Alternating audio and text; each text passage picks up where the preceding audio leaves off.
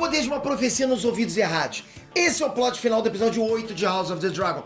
Mas antes disso, muita coisa aconteceu. Pô, barracos, reconciliações, morte, muita manipulação, aquele caldo todo que a gente curte pra caramba em Game of Thrones. Mais uma vez, não teve nenhum dragão, mas foi um episódio incendiário. Olha isso, hein? Vem comigo que eu vou detalhar tudo pra você agora.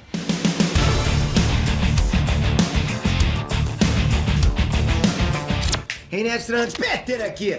Grandioso! Essa é a palavra que eu tenho pra tentar expressar esse episódio 8 aí de House of the Dragon. Não tem outra palavra pra gente adjetivar. Esse episódio foi espetacular. Teve uma evolução gigante de todos os personagens e acontecimentos fazer a gente berrar em frente à TV. Aquela coisa que eu falo pra vocês, a gente saltar em frente, pô, impressionante. O Viserys nunca teve tão debilitado, mas ao mesmo tempo nunca foi tão casca grossa. Esse episódio é do Viserys, eu acho que não tem pra ninguém. Acho que todo mundo concorda, esse episódio é do Viserys. Mas também teve outra surpresa, explodir cabeças, hein?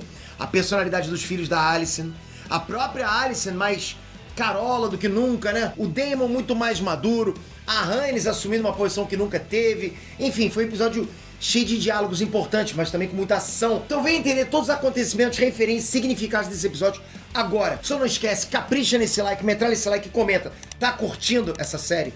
Pra você é a melhor série do momento? Tá radical, não tá, galera? E não esquece também, deixei 3 links aqui embaixo pra vocês votarem pra gente no IBEST. Nossa, vai ser uma força total pra gente. Faltam 8 dias a partir desse vídeo. Tá acabando, tá chegando muito na reta final. Então um votinho hoje, pô, já muito poderoso. Obrigado de coração, galera. Deixei os 3 links já pronto, tá? Vamos lá. Pra começar, vale deixar claro que o episódio 8 tem um salto temporal de 6 anos entre ele e o episódio 7. O título é o Rei das Marés, e é justamente o reino do Serpente Marinha que vai ser o ponto de partida para todos os acontecimentos dessa história. E tudo começa já com uma pequena guerra pelo trono de Driftwood. A Rhaenys estava substituindo o Corlys no trono enquanto ele estava em batalha. Mas nada ia ser tão fácil como tem que ser, né? E o irmão do Corlys, né, o Vaemon, tava botando pressão para que ele ficasse no trono caso o Corlys não sobrevivesse. Mas o interessante aqui, galera, é que desde o início da série, o Vaemon sempre teve ali do lado do irmão, apoiando ele nas decisões. Mas agora ele não concorda com a vontade que o Corlys deixou do neto dele, né? Que o Lucerys fosse o herdeiro dele na sucessão dos Velaryon. Bom, pra quem não conseguiu pegar essa referência, o Lucerys é filho da Rhaenyra com o amante dela, o Harwin Strong. E todo mundo sabe disso. Então o motivo do Vaemon lutar pro trono ficar com ele é basicamente para manter o sangue dos Velaryon na liderança da casa deles. Porque querendo ou não, todo mundo sabe que o Lucerys, na prática, é um filho bastardo de uma Targaryen com o Strong. Ele literalmente não tem uma gota de sangue dos Velaryon, só o sobrenome, sabe? Só que aí tá um ponto muito importante que talvez muita gente tenha perdido, tá? No episódio 7, o próprio Corlys disse pra Rhaena que a história não quer saber de sangue, sim de nomes. Por isso desejo ser sucedido pelo filho da Rhaenyra, porque ele tá diretamente ligado ao Trono de Ferro. Então ele é muito vantajoso pra casa dele, já que vai ligar o nome Velaryon de vez ao Trono de Ferro. E quando o Vaemon disse que quem governa é uma rainha, muita gente pode ter caído nesse bait achando que já era a Rhaenyra.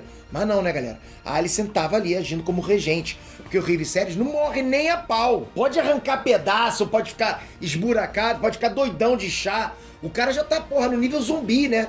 Mas ele não morre. O cara pode sair dali direto pro The Walking Dead. Não que a gente torcesse pra ele morrer, mas é bizarro o nível de decadência do rei.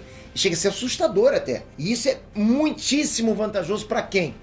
Pro urubu mestre, o Otto Hightower. Quanto mais decadente estava o rei, mais o Otto podia comandar tudo com a Alicent, decidindo tudo em nome do rei, né? É um sonho virando realidade. O parasita do Otto passou a mandar em tudo. Um detalhe que parece que não tem muito a ver com esse episódio é que o Daemon encontrou 3 ovos de dragão. E como eu já disse no vídeo da semana passada, dragão nessa série vai ser a régua, né? A régua medidora para medir a força militar quando a Dança dos Dragões começar a ver. Pô, quem tem dragão tem praticamente tanques de guerra, não é verdade? Quanto mais dragão, mais preparo e mais poder de combate. Não esquece disso. A Baela, filha do Daemon, mandou uma mensagem pra ele falando desse questionamento de sucessão que tava rolando na casa Velaryon. Quer dizer, ela avisou que a sucessão do filho mais novo da Rhaenyra tava ameaçada lá em Driftmark. E a saída foi eles irem pra King's Landing. E as consequências do casamento da Rhaenyra e o Daemon são vistas de cara. Ninguém veio saudar eles na chegada. Percebeu isso, né? Mas a importância está nos detalhes, né? A Rhaenyra chegou a dizer que não reconhecia mais a Fortaleza Vermelha, porque estava tudo diferente, né? A decoração com a estrela de 7 pontos por todos os lados, até no pingente da Alicent, né? Mostrando o quão religioso a Alicent se tornou. Guarda isso que é importantíssimo pro final, vamos lá. Mas a Alicent teve um contratempo antes de encarar a visita da Rhaenyra e o Daemon. Na boa, ela acabou revivendo um pedacinho do passado dela, vocês perceberam? O filho dela, o Aegon, é um devasso igual o Daemon, ou pior. Nesse dia, uma mocinha que servia no castelo foi desonrada pelo príncipe. Por isso, a Alicent fez tudo para colocar uma pedra em cima dessa história, porque ela sabe muito bem o poder destrutivo que é uma fofoca palaciana. Ela já usou isso contra Rhaenyra no passado. E agora ela ofereceu o chá pra mocinha evitar o filho caso tivesse ficado grávida. Esse chá, ele é muito significativo, porque foi aí que ela teve a maior decepção de todas com a Rhaenyra. E quando a Alicent chegou frente a frente com a Rhaenyra e o Daemon, a série fez questão de amarrar um detalhe muito interessante. Nessa hora, a Alicent disse que fazia muito tempo que eles não se viam. E nessa hora a câmera focou na cicatriz do braço da Rhaenyra. A cicatriz, galera, é do corte com a adaga que a própria Alicent fez no braço da Rhaenyra no episódio passado, né? Mostrando que desde esse acontecimento elas não se viram mais até agora. Isso se chama capricho. Falando em capricho, porra, galera, que treino, né? Que luta bonita do Príncipe Aemon com o Sir Criston. Pena que foi rápido, mas a coreografia foi, porra, maravilhosa, foi linda. Os movimentos do ator William Mitchell, né? Que é o ator que interpreta o Aemon adulto, pô, galera, foi impecável, concorda? Tinha que pegar esse cara pra ser o punho de ferro, né? Vamos lá. Mas dá muita vontade de continuar vendo ele lutar. Mas tem mais coisa aí. Desde o primeiro episódio, o Sir Criston ele tem a fama de ser o melhor cavaleiro, né? De ser invencível. Tanto que ele deu um pau no Daemon no primeiro torneio. Agora, aprendiz superou o mestre. E o Aemon venceu o Sir Criston no treino. E as habilidades de luta do Aemon vão ser fundamentais daqui pra frente. Também vai anotando isso. E depois disso, rolou simplesmente a melhor cena da série até agora. Aí. Na boa, galera, quem não se arrepiou com o Viserys entrando na sala do trono? Quem não se arrepiou? Que cena, jovens mancebos e mancebas! Foi impressionante, impecável, grandiosa, foi o que eu falei, que definiu a série nesse momento. A trilha, a interpretação do Perry Cossidine, que é o ator que faz o Viserys, é impressionante. Galera, esse cara tem 49 anos e ele convence muito como o Viserys velhinho, capenga, quase morto, caindo aos pedaços. Literalmente, né, caindo aos pedaços. E essa cena tem muitas camadas, ok? Ela é muito mais profunda do que se vê ali. Primeiro que na noite anterior, a Rhaenyra pediu para que ele defendesse os interesses dela na sucessão em Driftmark. Nessa hora ele tava delirando e ela chorou de desespero, achando que, tipo, não ia ter jeito. Mas ele ouviu e atendeu ela. Mesmo no delírio do leite papoula, ele ouviu a Rhaenyra e fez tudo o que podia por ela, como ele sempre fez. O Viserys sempre age por amor com a Rhaenyra, né? Mesmo que isso signifique dividir o reino, criar inimigos, etc. Ele não se importa com isso, ele se importa no amor que ele tem pela filha. E foi em nome desse sentimento de pai que ele recusou os remédios naquele dia e se preparou para sentar pessoalmente no trono de ferro, para interceder por ela como rei. E foi incrível ver a cara, a expressão das pessoas enquanto ele andava da porta até o trono. A Rhaenyra e o Daemon olharam com um olhar de preocupação e respeito ainda. Enquanto isso, a Alicent e o Otto eram só um desespero estampado na cara. Outro detalhe é que o Daemon ajudou o Viserys a subir as escadas e sentar no trono. Isso é simbólico demais, né? Primeiro que um cavaleiro tentou ajudar o Viserys e ele recusou. Logo depois o Daemon foi até ele e aí sim ele aceitou. Porra, galera, é maneiro demais. Ali foi uma reconciliação entre os irmãos. O Daemon não só ajudou o Viserys a se sentar no trono, o trono que ele mesmo quis no passado, mas também ele próprio colocou a coroa na cabeça do Viserys. Isso foi muito forte, né? Essa é a mensagem. Você é o rei da parada toda. Esse trono ainda é seu. Por mais que o Viserys esteja ali mais pra lá do que pra cá, que a gente tá vendo isso, ele ainda é o rei. E nessa hora ele assumiu o lugar dele e esfregou na cara de todo mundo. Daí mais uma camada vem quando o Viserys deu o direito de decisão pra Rhaenys. No passado, a coroa que era de direito dela foi pra ele. Ou seja, a Rhaenys foi ignorada, colocada de lado, sem importância.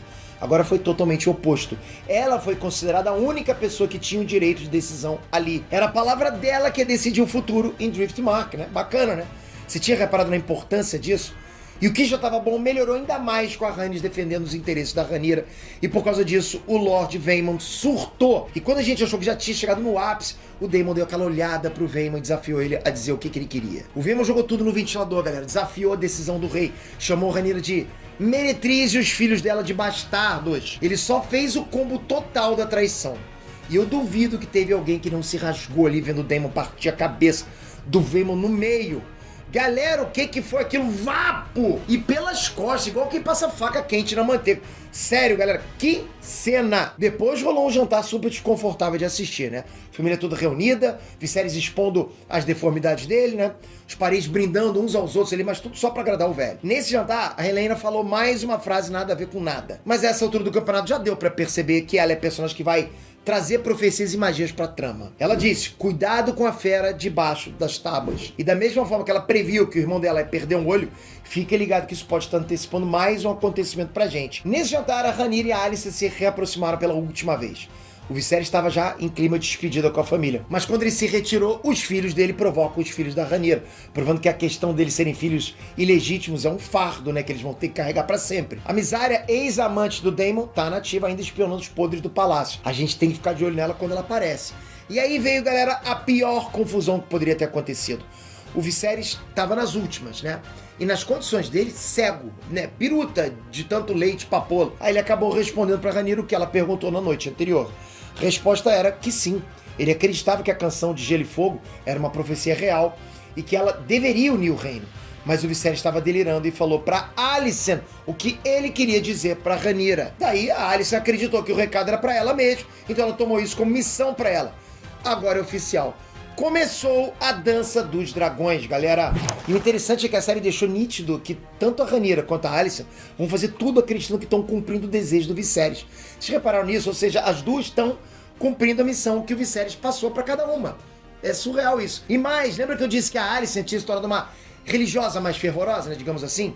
Pois é, então imagina pra uma pessoa que tem uma fé enorme, tendo conhecimento de uma profecia e entendendo que ela teria uma missão nisso.